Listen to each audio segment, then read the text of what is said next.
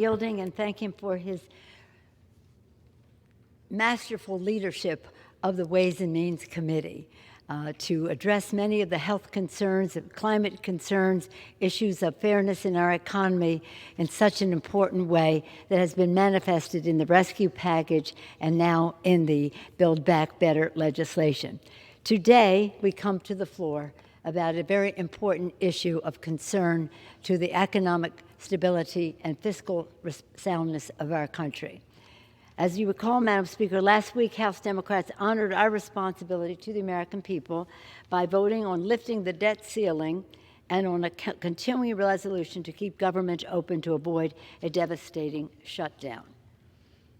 Not one Republican voted to lift the debt ceiling or to stop or to keep government open, even though there were very important measures to address the needs of people affected by Ida and help us help the evacuees from Afghanistan. Other issues in there of concern to all Americans. We all know the full faith and credit of the United States of America should not be questioned. This is in the Constitution. In the 14th Amendment, Section 4 states, the validity of the public debt of the United States authorized by law shall not be questioned. Shall not be questioned. And Madam Speaker, even by questioning it, we brought down, our credit rating was brought down when the Republicans questioned it when President Obama was in office. Let's just talk about the consequences. Our distinguished chairman of the Ways and Means Committee talked about what it meant in people's personal lives. And that's really what we are here about, for people in their personal lives, their financial and health security. The consequences of not lifting the debt ceiling would be catastrophic. The nonpartisan Moody's Analytics found that these consequences could include a loss of 6 million jobs, the elimination of potentially $15 trillion in household wealth, sending the unemployment rate surging to 9%, and a decline in the real GDP of our country by 4%. What that means in people's personal lives, according to the Joint Economic Committee, default on not lifting the ceiling could prompt a lasting downgrade in America's credit, drastically increasing the cost for car loans. Families have car loans, mortgages, student loans, credit card bills, and other borrowing. I don't know if there's anyone in the country who doesn't have such a loan, certainly among America's working families. In a larger sense, J.P. Morgan Chase CEO Jamie Dimon predicted that such a default, this is a quote, could cause an immediate, literally cascading catastrophe of unbelievable portions and damage America for 100 years. Let me repeat that. Could cause an immediate, literally cascading catastrophe of unbelievable proportions and damage to America for 100 years. As I said before, it would be catastrophic. We must act now. Yet yesterday, Secretary Yellen announced that by October 18th, the Treasury is set to exhaust extraordinary measures and cash on hand, leading us barreling toward a default.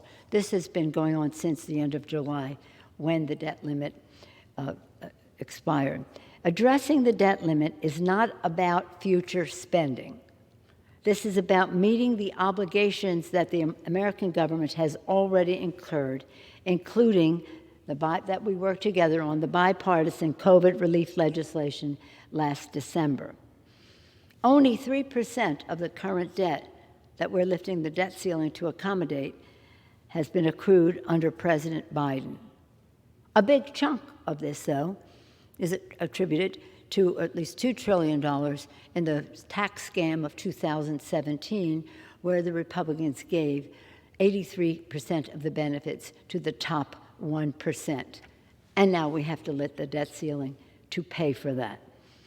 The debt limit has long been a bipartisan issue, and you could talk about times when Democrats or Republicans voted against it in part.